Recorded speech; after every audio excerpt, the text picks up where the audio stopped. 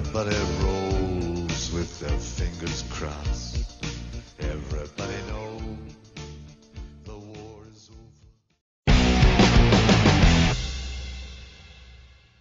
That's me under the pile of police officers.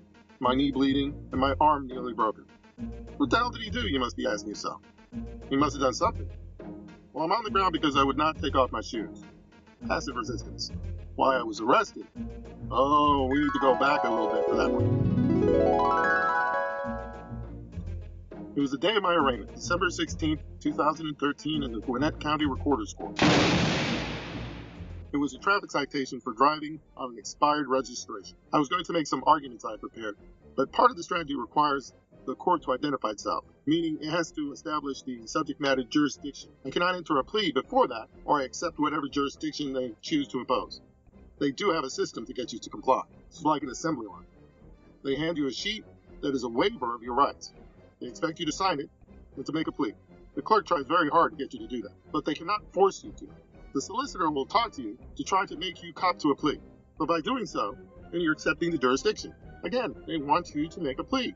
There is no law that forces you to speak to a prosecutor or a solicitor. You have a Fifth Amendment right. Now, mysteriously, the section where they order me to approach the bench is missing. They say it cannot be recovered. She orders me to approach her. Now, you can't see it from this angle, but there's no judge on the bench. The court is not in session. She orders me again to approach her. I told her, no, thank you. I don't wish to speak to you. If you want to speak to me, you can approach me if you like. She would have none of that.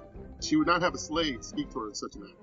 The judge's secretary then orders me to approach the solicitor. I inform both of them I do not consent to speak to anyone except the judge. Now, it's not here on the tape, but the solicitor says something to the bailiff. Then the bailiff orders me to approach the solicitor to cop a plea. I told him I do not consent to speak with him as well. A bailiff cannot order you to speak to the solicitor to cop a plea. This is where it starts to get ugly. He comes right towards me. He then asks to speak to me in a closed room with no camera, no witnesses, and no audio. That would be stupid.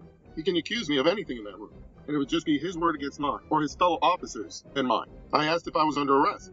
He says no, in front of witnesses. He then grabs my arm. I ask him again if I'm under arrest.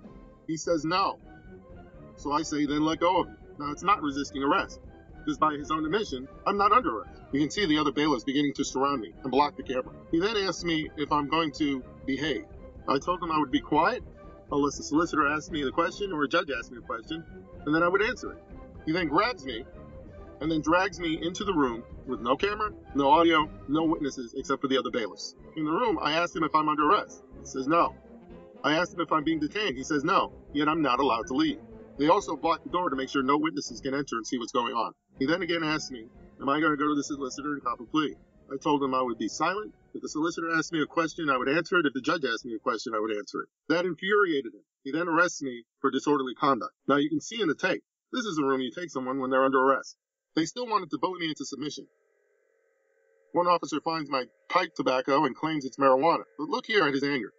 I stood up for my rights, and he's infuriated. I told him I would not resist, but I would not assist in my arrest. They demand I take off my shoes. I decline. Now, do you see me resist? Is this the future you want? All you need is a GED to become a police officer. Do you want government employees to think that they can ignore the law and Constitution and laugh at your rights as if it was a joke? Get involved. Protest. Ask questions and wake up.